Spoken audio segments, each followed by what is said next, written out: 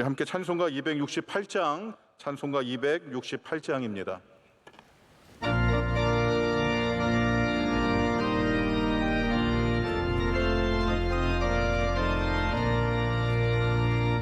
죄에서 자유를 얻게 함을 보혈의 능력 주의 보혈 시험을 이기고 승리하니 참 놀라운 능력이로다. 주의 보혈 능력이 있도다. 주의 피 믿으오. 주의 보혈 이 어린 양의 매우 귀중한 피로다. 육체의 정욕을 이기림을 보혈의 능력 주의 보혈 정결한 마음을 얻게 하니 참 놀라운 능력이로다. 주의 보혈 능력이 있도다. 주의 피 믿으오. 주의 보혈 그 어린 양의 매우 귀중한 피로다. 눈보다 너희에게 맡기는 것 보혈의 능력 주의 보혈 부정한 모든 것 밝히시니 참 놀라운 능력이로다. 주의 보혈 능력이 있도다. 주의 피 믿으오. 주의 보혈 그 어린 양의 매우 귀중한 피로다. 우주의 복음을 전할 제목 보혈의 능력 주의 보혈 날마다 나에게 찬송 주니 참 놀라운 능력이로다. 주의 보혈 능력이 있도다. 그의 피 믿으오. 주의 보혈 그 어린 양의 매우 귀중한 피로다. 이 시간 우리에게 주시는 하나님의 말씀은 신약성경 고린도후서 3장 12절에서 18절까지 말씀입니다. 신약성경 고린도후서 3장 12절에서 18절의 말씀을 우리 한 절씩 교독하시고 마지막 절 말씀은 한 목소리로 함께 하나님 말씀 읽도록 하겠습니다. 이제 찾으신 줄 믿고 말씀 읽기를 시작하겠습니다. 우리가 이 같은 소망이 있으므로 담대히 말하노니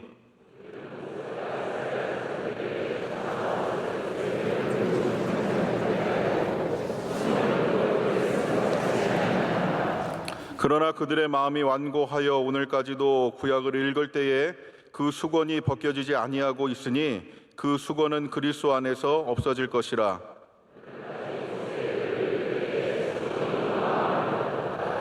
그러나 언제든지 주께로 돌아가면 그 수건이 벗겨지리라.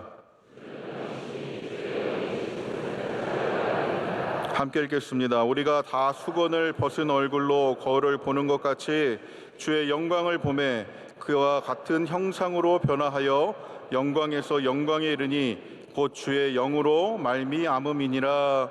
아멘. 교회 사랑하는 찬양대가 찬양으로 하나님께 영광 돌리겠습니다.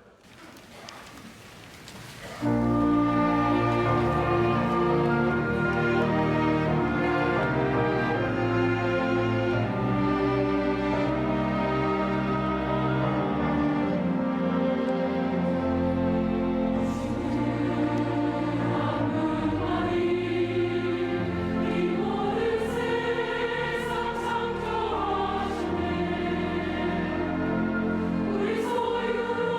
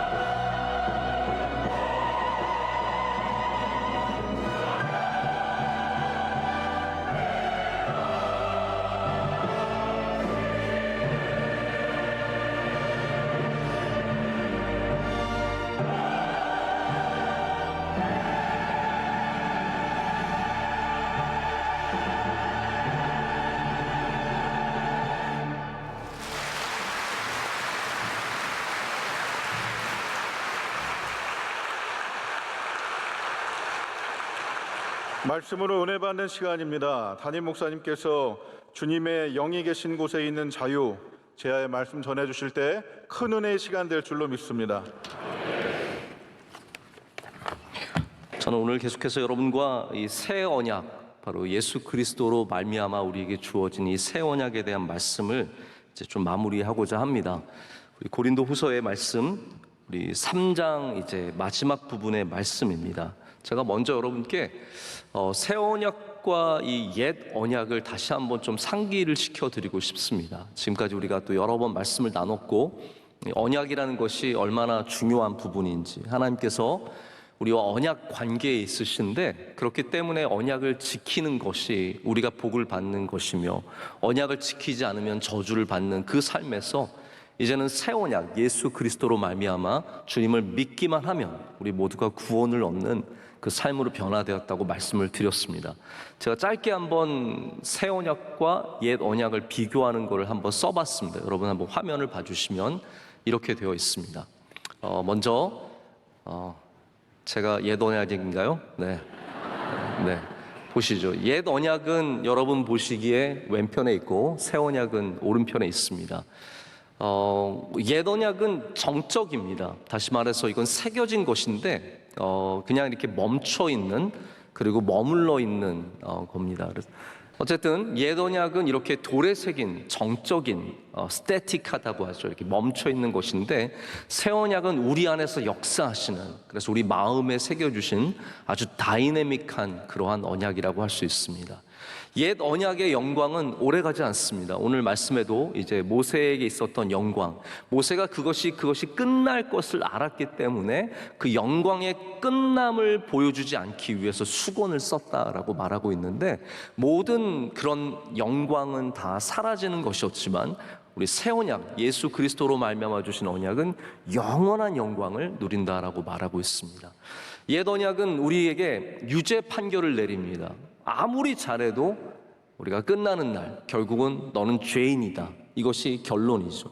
모든 옛 언약의 결론은 우리 모두가 죄인이라는 겁니다. 한 명도 예외 없이 의인은 없나니 한 명도 없다라고 했습니다. 그러나 새 언약은 무엇입니까? 우리는 새 언약을 통해서 이제는 생명의 직분, 그 새 언약이 갖고 있는 생명의 직분으로 말미암아 우리 모두가 죽음이 아니라 생명을 얻게 되었습니다. 옛 언약 유죄 판결은 결국은 우리가 죽는다는 거예요. 그런데 이 새 언약은 우리에게 생명을 주는 것이다라고 말하고요. 옛 언약은 구원에 이르지 못합니다. 우리가 아무리 언약을 잘 지키고 아무리 우리가 그 말씀대로 행한다고 할지라도 구원을 얻는 것은 아니지만, 우리 예수 그리스도는 아무리 부족해도 믿는 사람에게 구원의 역사가 일어난다는 것이죠. 옛 언약이 외적인 형태, 우리가 무엇을 지키고 무엇을 먹고 무엇을 하고 얼마나 걷지 않고 이런 것들에 있었다면, 새 언약은 내 안에 실제적으로 있는 일들입니다. 오늘도 우리 안에서 역사하시는 성령께서 우리로 새 언약으로 이끌어 가주시고, 우리의 힘과 능력으로 하는 것이 아니라 우리 안에 있는 성령께서 우리를 오늘도 끌고 가고 계시다는 거죠. 옛 언약은 모세의 율법이지만 새 언약은 그리스도의 법입니다. 이제 우리는 모세의 율법을 따르는 사람들이 아니라 그리스도의 법을 따르는 사람들이 되어야 합니다. 서로 사랑하라, 용서하라, 오리를 걷고자 하면 십리를 걸어주어라, 속옷을 달라고 하면 겉옷까지 내줘라. 이것들이 바로 그리스도의 법이며 우리가 지켜야 하는 참된 아름다운 그리스도인의 삶의 모습들입니다. 옛 언약은 죄와 사망의 법입니다. 그러나 새 언약은 생명의 법입니다. 우리 모두는 이 새 언약 예수 그리스도의 복음으로 말미암아 생명을 얻게 되었습니다. 옛 언약은 이건 약간 좀 신플라톤주의적인 해석이기도 하지만 그림자에 지나지 않습니다. 온전한 것이 아니라는 거죠. 그림자입니다. 그런데 새 언약은 그 실제라는 것이죠. 그리고 옛 언약은 끝없이 제사로 나아가야만 오늘 하루를 살기 위해서 제사하는 것이지만, 우리 새 언약은 예수 그리스도의 대속 제물로 인해서 우리는 단 한 번의 제사로 영원히 죄사함을 받고 주님의 자녀가 된 줄로 믿습니다. 자, 이렇게 여러분께서 옛 언약과 새 언약을 좀 한번 머리에 담아 두시고 오늘 말씀을 또 들으시면 좋을 것 같습니다. 제가 지난주에 사실 말씀을 못 맺었어요. 기억이 안 나시지만 기억이 나시도록 제가 조금 리마인드를 해드리자면, 지난주에 새 언약은 살리는 언약이다에 대한 말씀을 드렸고, 두 번째를 차마 다 말씀을 드리지 못했어요. 시간이 좀 많이 지나가서. 이 두 번째가 뭐냐면, 새 언약은 의를 베푸는 직분이며 영원한 영광이다. 제가 그냥 본문에 있는 말씀 그대로 읽는 겁니다. 새 언약은 의를 베풀어 우리를 의인으로 만들어준, 죄인으로 만드는 법이 아니라 우리를 의인으로 만드는 법이며, 이것은 하나님 안에 있는 영원한 영광이라는 거예요. 다시 비교하지만 모세가 가졌던 영광은 금방 사라졌지만 예수님께서 가지신 영광은 영원하다라는 것입니다. 바로 그렇게 비교를 하고 있습니다. 유죄를 선고하는 직분, 아마 이제 우리가 흔히 다 그런 건 아니지만 검사와 변호사를 대비할 때, 이제 검사는 누구의 죄를 찾아내는 것이고, 그리고 변호사는 그 죄를 변호하는 것이라고 했는데, 우리가 좀 그렇게 생각을 해보면 좋을 것 같습니다. 옛 율법은, 옛 언약은 끊임없이 우리가 죄인이 되게 합니다. 그래서 아직도 예수님을 믿고 있지만 항상 죄인. 여러분, 그거는 내가 죄인으로 깨닫는 것과 죄의식으로 눌려 사는 건 조금 다른 입장입니다. 여러분, 내가 죄인임을 깨달을수록 우리는 하나님의 은혜 속에 살아가게 됩니다. 이게 여러분 참 중요한 부분이에요. 내가 죄인 중에 괴수다라고 해서 그 사람이 죄의식에 눌려서 아무것도 못하는 그런 삶을 사는 건 아니라는 겁니다.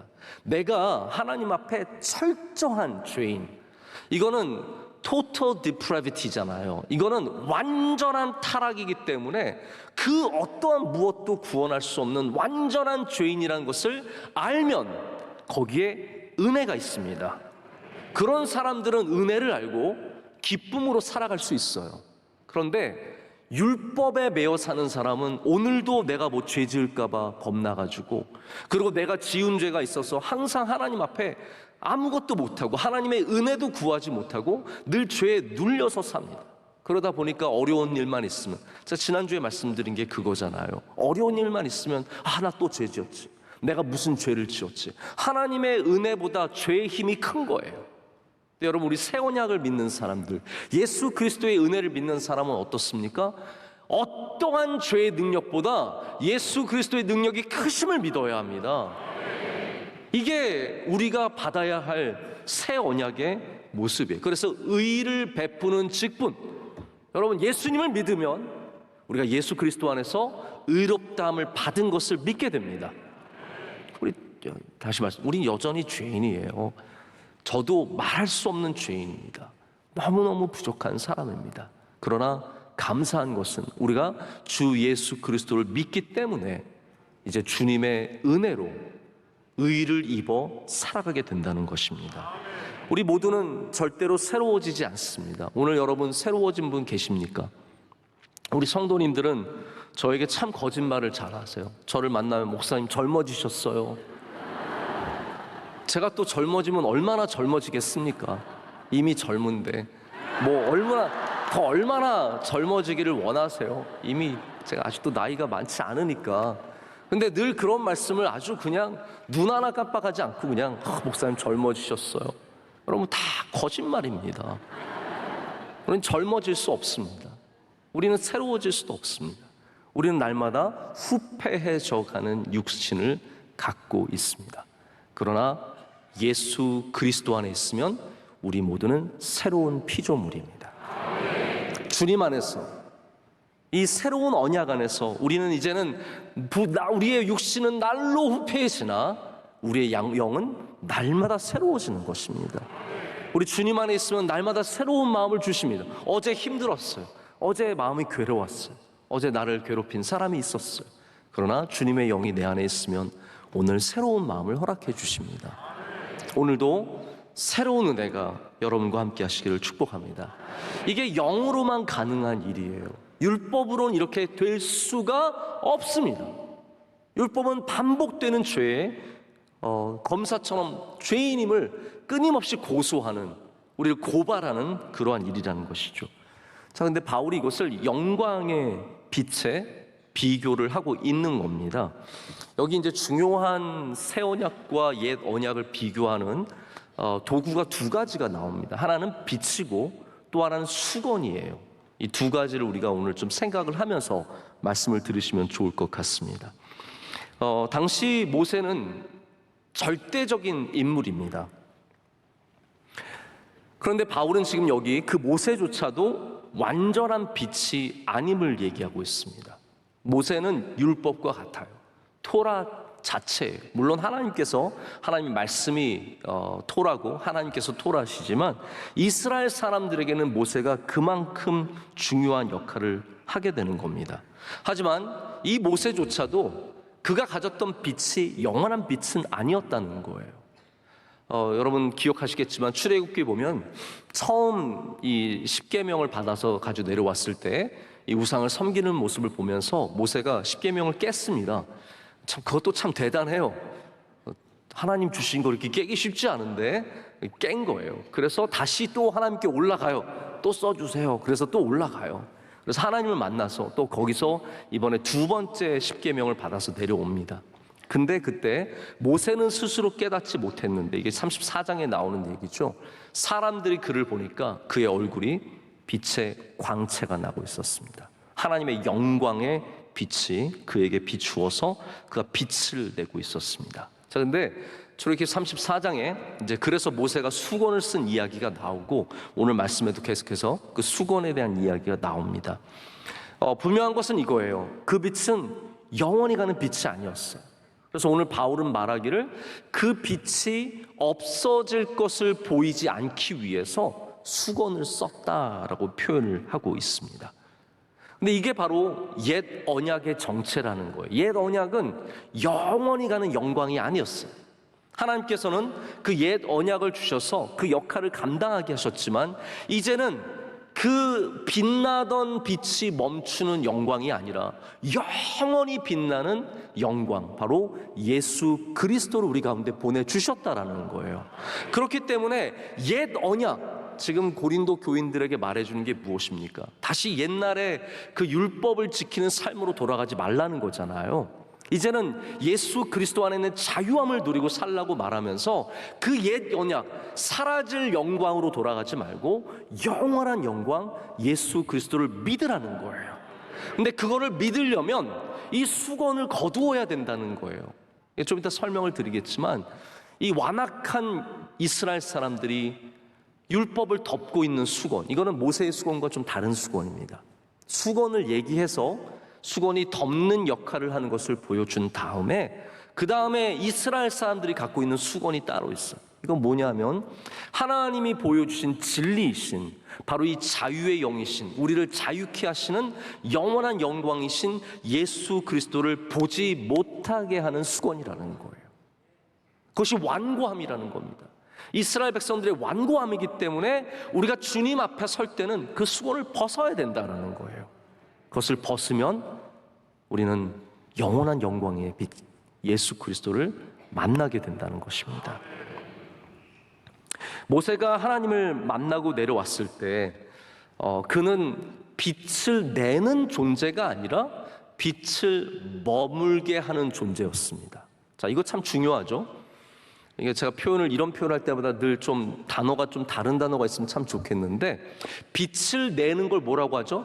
발광한다고 하죠. 네, 발광. 빛을 내는 게 발광하는 거예요. 그래서 아이들에게 좋은 말 해주고 싶으실 때 발광해라 그러세요. 너는 발광하는 사람이 되어라. 이 발광이 참 좋은 말입니다. 사람은 존재적으로 발광할 수 없습니다. 달과 같습니다. 달도 발광하는 게 아니라 빛을 비추어서, 태양빛을 비추어서 우리 가운데 반사하고 있는 거죠. 사람도 빛을 만들어내는 존재가 아니에요. 뭐 잠깐 좋은 화장품 바르고 얼굴에 팩하고 나면 잠깐 반짝거려요. 그러나 그 영광은 영원한 영광이 아니에요. 밤에 영원한 줄 알고 잠들고 일어나면 그 영광은 사라졌어요. 이게 인간의 현실이에요. 그렇기 때문에 모세가 갖고 있는 그 빛은 다 사라지는 것들이고 옛 언약은 다 사라지는 것이다라는 얘기를 하고 있는 것입니다. 여러분, 사람에게 있는 빛들, 그 빛은 다 영원한 빛이 아닙니다. 오직 예수의 그리스도의 빛만 영원한 빛입니다. 사람이 반짝반짝 거릴 때가 있어요. 그 시간을 기뻐하시고 감사하시고 하나님께 영광을 돌리며 사시기를 축복합니다. 제가 보면은 요즘에 우리나라 여학생들이, 중고등학생들이 화장을 해요. 여러분 아시죠?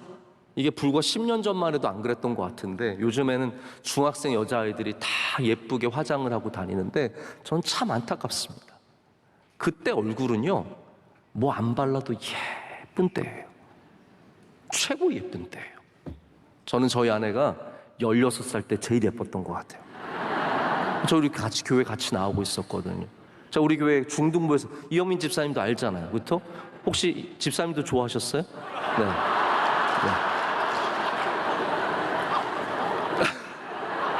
그때 아무것도 안 해도 예쁜 거예요. 근데 그거를 뭐 예쁘게 하겠다고 뭐 엄청 거기다 뭐 바르고 그러니까 너무너무 안타깝죠. 여러분, 사람은 자기가 빛이 나는 때를 귀하게 여겨야 합니다. 그래서 여러분들이 귀한 직분을 갖고 있다? 그거 감사하셔야 됩니다. 왜냐하면 그 빛이 영원하지 않아요. 젊음도 영원하지 않고 모든 것들, 이 세상에 우리 인간들이 누리는 것은 영원하지 않아요. 이 영어 표현에 헤일로 이펙트라는 게 있습니다. 헤일로 이펙트는 뭐냐면, 헤일로라는 단어가 이 뒤에 있는 이런 빛을 말합니다. 보통 이제 뭐 동방 종교나 카톨릭들 그림을 보면 성인들 뒤에 이렇게 빛을 그려놨잖아요. 동그랗게. 그걸 이제 헤일로라고 말하는데, 헤일로 이펙트는 뭐냐 하면 사람이 멋져 보일 때를 말하는 거예요. 예를 들어서 그냥 평범한 남자지만 뭐 사람들끼리 막 있는데 뭐가 고장이 났는데 그 남자가 갑자기 나서서 막 뚝딱뚝딱 하던 걸 다 고쳤어요. 그럼 갑자기 그 남자가 굉장히 괜찮아 보여요. 오, 헤일로 이펙트가 딱 생기는 거야. 이 사람 굉장히 멋있는 사람이네. 그리고 친구들끼리 모였는데 막 노래했는데 어떤 남자애가 노래했는데 너무너무 잘하는 거예요. 오늘 김정성 목사님처럼 막 그냥 노래를 했는데 막 녹아내리게 잘했어요. 그때 헤일로 이펙트가 생겨요. 그때 좋아하면 손해 많이 보는 겁니다. 왜냐하면 그 멋있어 보이는 순간이 그 사람의 전부인 줄 알거든요. 근데 사람은 빛이 나는 순간이 있지만 또 빛이 꺼지는 순간들이 있습니다. 진짜 사랑은 빛이 날 때만 사랑하는 것은 아닙니다. 진짜 참된 기쁨은 빛이 날 때만 좋아하는 것은 아닙니다. 우리가 그래서 헤일로 이펙트를 잘 알아야 그때 속아 넘어가지도 않지만 동시에 내가 빛날 때 그 시간이 얼마나 귀한 시간인지를 깨닫게 되는 거죠. 우리는 잠시 빛나는 시간들을 누립니다. 그때 하나님께 영광을 많이 돌리시기를 바랍니다. 지금 모세도 그래서 이 하나님께 이 시간을 돌리고 있는 겁니다. 제가 좀 이따 설명을 드리겠는데요. 모세가 빛이 났을 때 그때를 자기의 유익을 위해서 쓰지 않았습니다. 가만히 생각해 보세요, 여러분. 모세가 만약에 하나님을 만나고 내려와서 얼굴에 빛이 나고 있으면 그게 자기에게 얼마나 유리한 거예요. 그러나 모세는 그 하나님의 영광의 빛을 가립니다. 왜냐하면 자기가 말할 때, 그래서 십계명을 선포할 때는 수건을 벗었어요. 하나님의 영광을 드러내기 위해서. 그러나 자기가 말할 때는 수건을 썼습니다. 왜냐하면 이거는 나의 말이지 하나님의 말씀이 아니라는 거예요. 그래서 철저하게, 굉장히 겸손하게 이 시간들을 지나가게 되는 것이죠. 이렇게 사람의 빛은, 우리 인간의 빛은 모세라고 할지라도 다 없어진다는 겁니다. 하지만 오늘 11절이 말하듯이 길이, 영광 가운데 있는 예수 그리스도의 빛은 영원하다는 말입니다.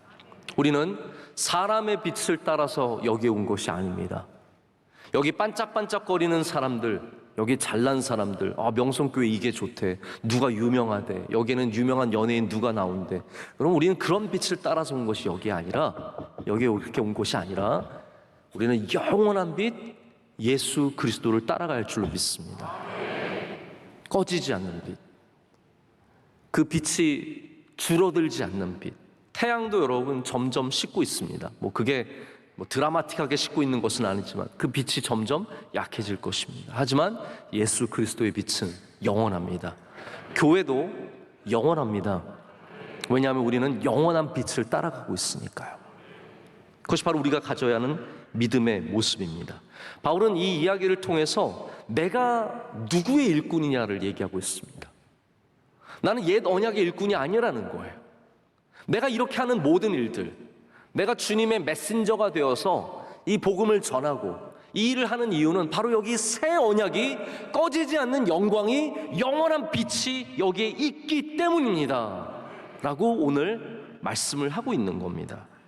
우리 모두들 역시 새 언약 복음의 일꾼들이 되어야 할 줄로 믿습니다.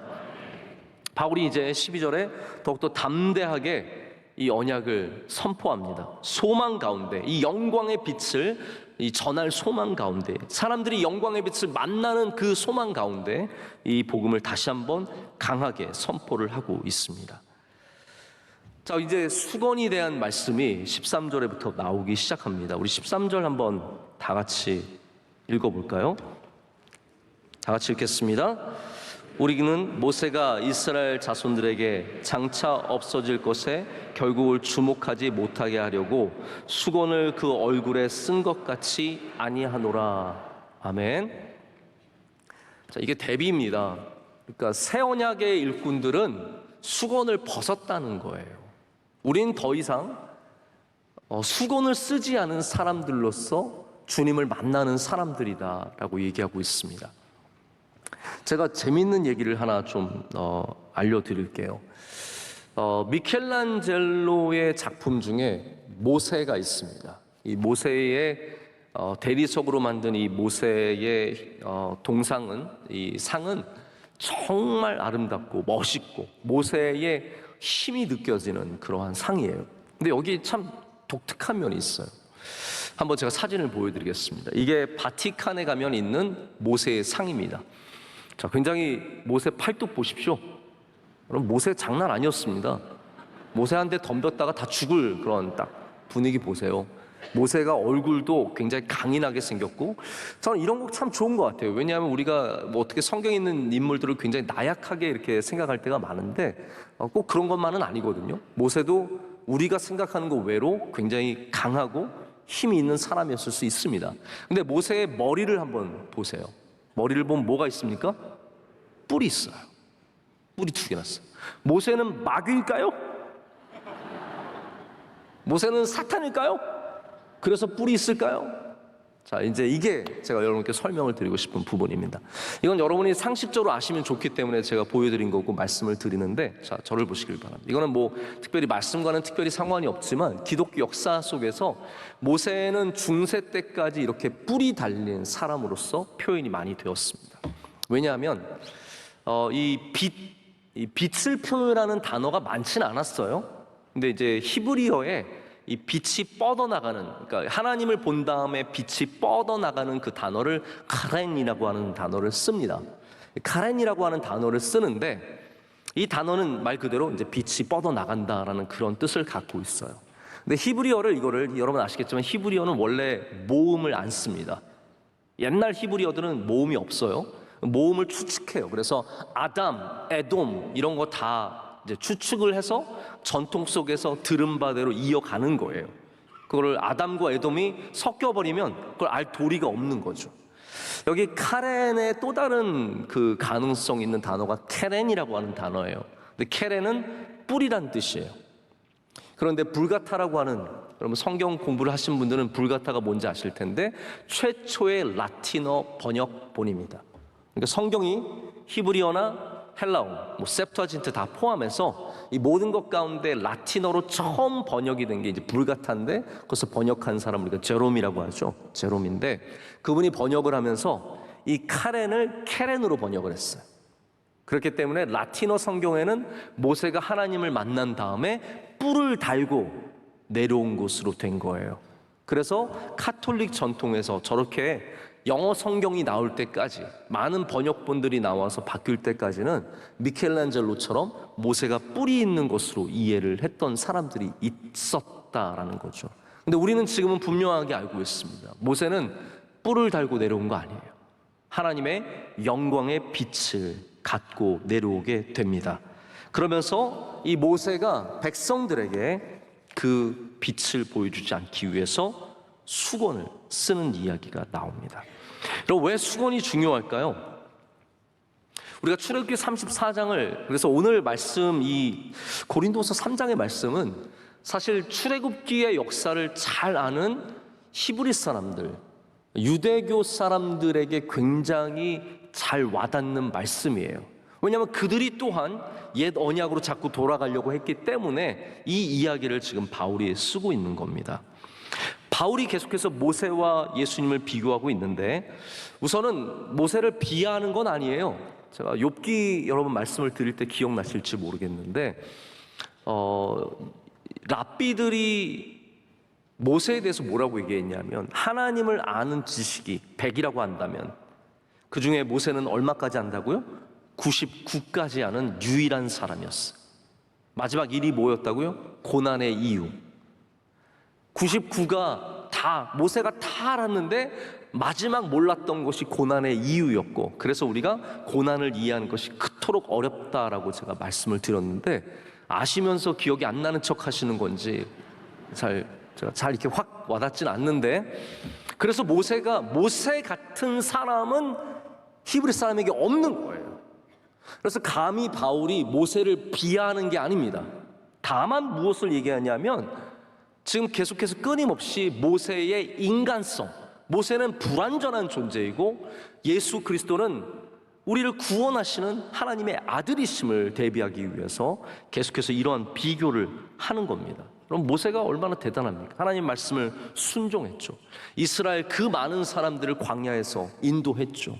그리고 하나님의 놀라운 말씀들을 받아서 전했죠. 120세까지 정정하게 살았죠.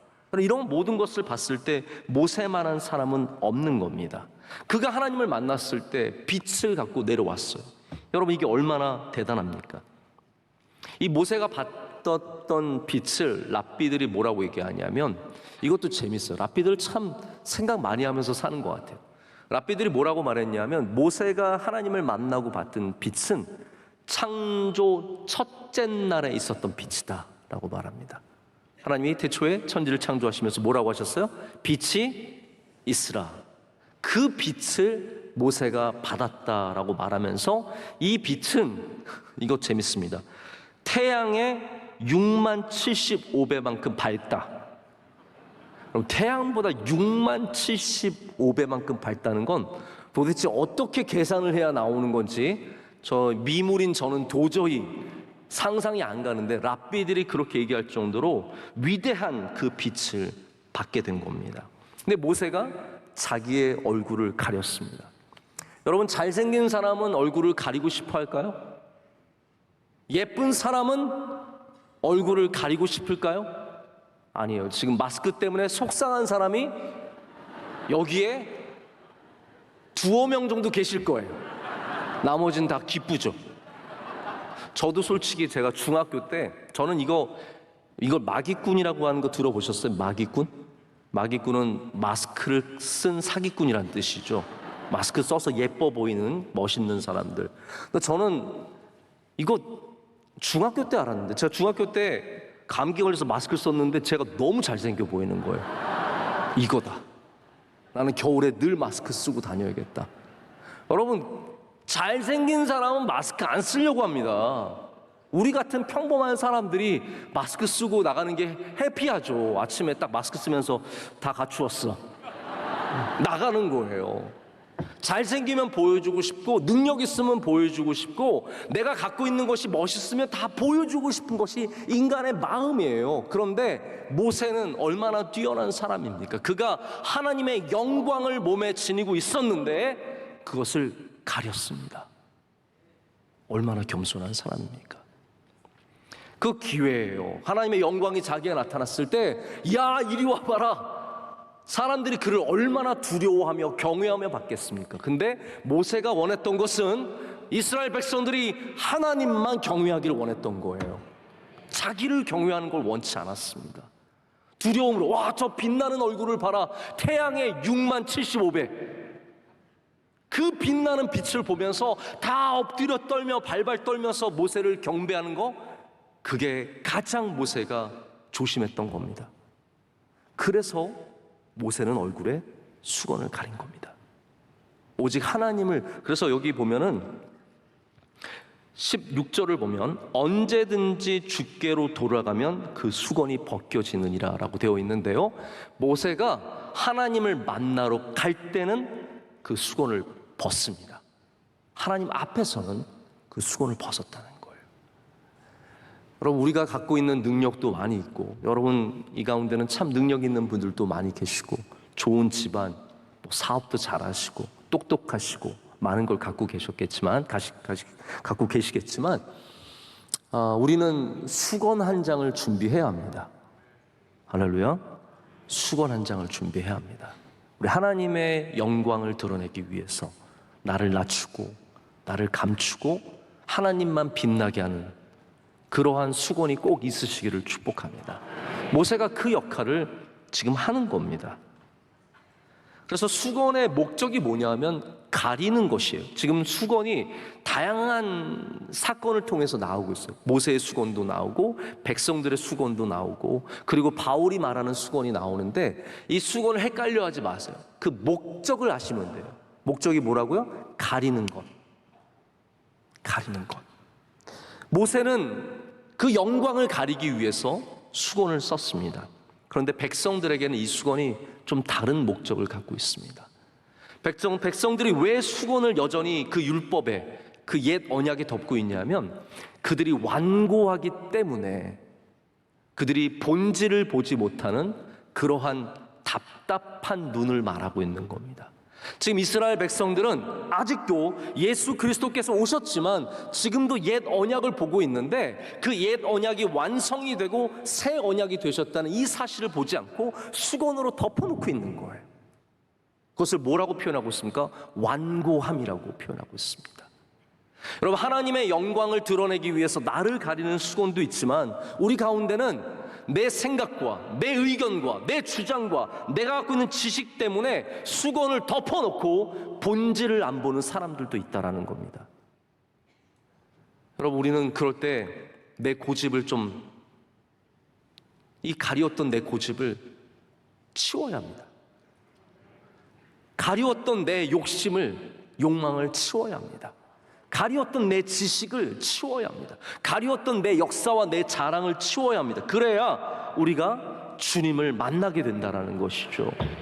이스라엘 백성들은 완고했습니다. 예수님을 받아들이지 않았습니다. 그들은 정말 돌처럼 단단한 마음으로, 교만한 마음으로 예수님을 볼 수가 없었습니다. 왜냐하면 다 수건이 너무 두꺼웠기 때문이죠.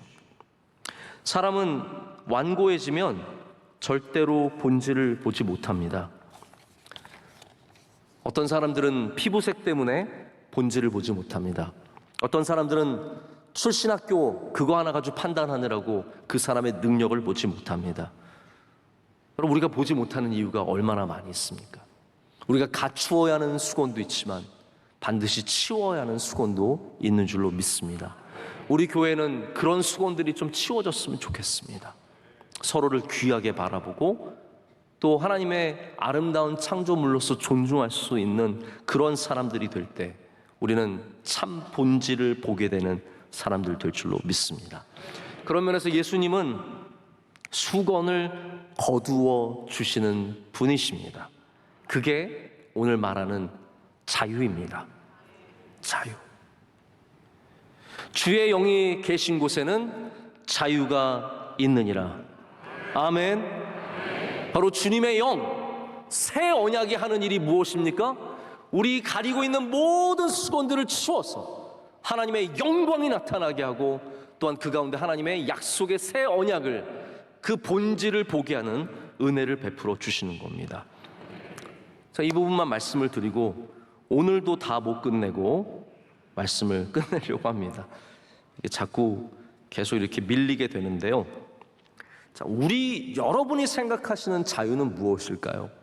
나 오늘 좀 자유하게 보냈으면 좋겠어.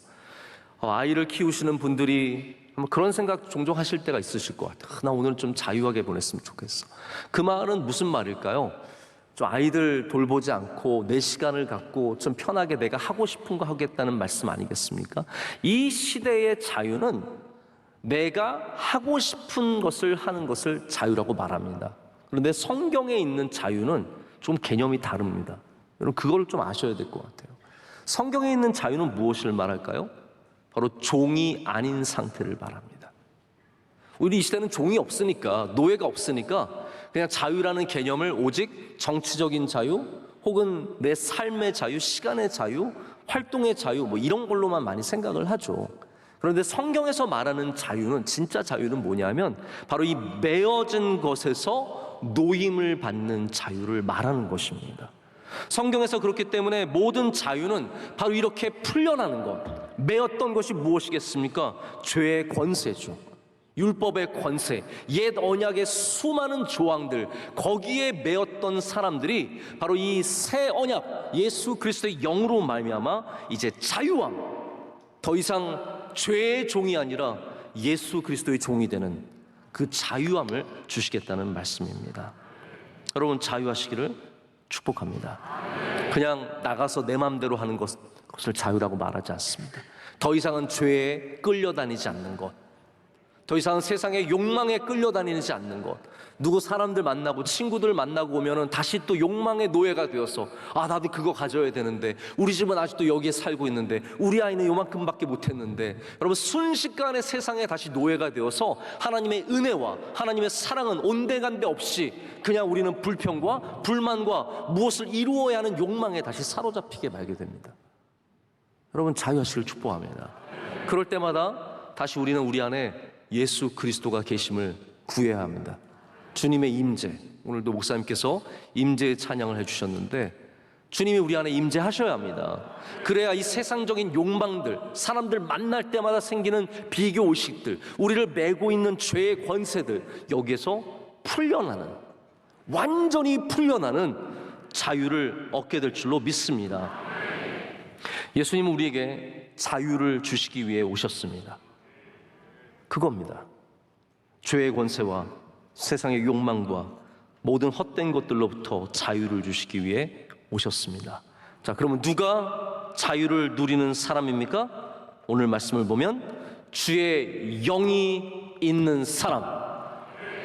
할렐루야. 주의 영이 있는 사람이 참 자유한 사람입니다. 여러분 자유를 다른 곳에서 찾지 마십시오. 오늘 이 시간 주님의 영이 여러분과 함께 하시면 거기에 자유가 있습니다. 모든 옛 언약들, 우리를 구속하는 것들, 잠깐 반짝거리는 것들에 매이지 마시고 영원한 영광 예수 그리스도 주님께 매이는 우리 모두가 되기를 간절히 소망합니다. 우리 마지막 찬양을 해도 좋지만 이렇게 귀한 목사님을 모셨는데 우리 마지막에 목사님 찬양 한두 더 들으면 얼마나 좋을까요? 네, 해주시고 감사합니다.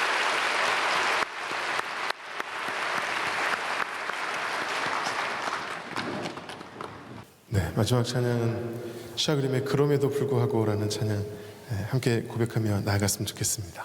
네, 주님께서 영광 받으시고 그 영원한 빛을 우리 가운데 비춰주시는 줄로 믿습니다. 예배에 헌신한 주의 종들을 기억하여 주시옵소서. 우리 주님의 사랑하시는 종 김정석 목사님 그 사역이 복되게 하시고 가정과 교회 주님의 크신 은총이 넘쳐나게 하여 주시옵소서. 하나님 우리 찬양대 찬양을 기뻐 받아 주시옵고 우리 찬양팀의 섬김을 받아 주시오며 모든 예배위원들 주님께서 한 명 한 명 기름 부어 주실 줄로 믿습니다. 우리 선교사님들 한국과 또 해외 여러 곳에 흩어져 있는데 하나님께서 눈동자처럼 지켜 보호하여 주시오며 그 모든 사역 가운데 주님 은혜를 내려 주시옵소서. 우리 명성교회가 영원토록 주 예수 그리스도의 복음을 쫓아가게 하여 주시오며 그 빛을 잃지 않도록 주님 우리와 동행하여 주시옵소서. 사랑하는 원로 목사님 오늘도 신원을 강건하게 붙잡아 주시옵소서. 우리 모든 동역자들 우리 사랑하는 권사님들, 은퇴한 수집사님, 은퇴 권사님들, 장로님들, 우리 수많은 어르신들 계십니다. 한 분 한 분 기억하여 주시오며 교회를 위해서 흘린 눈물과 땀을 기억하실 줄로 믿습니다. 모든 가정들마다 복에 복이 넘쳐나게 하여 주시오며 우리 아이들이 여름에 더욱더 믿음으로 자랄 수 있도록 하나님 이 수련의 가운데 은혜를 내려 주시옵소서. 코로나가 번지고 있습니다. 하나님 이 나라를 지켜 주시옵고 특별히 하나님 우리 교우들 가운데 이미 감염된 분들 깨끗이 낫게 하여 주시오며 다시 주님께 나와 기쁨으로 예배하게 하여 주시옵소서. 하나님 오늘도 예물 올려드리는 손길이 있습니다. 주님 기뻐 받아주시고 드리는 손길들마다 주의 은혜를 베풀어 주시오며 또한 예물이 쓰이는 곳마다 주의 사랑과 은혜가 흘러 들어가게 하여 주시옵소서.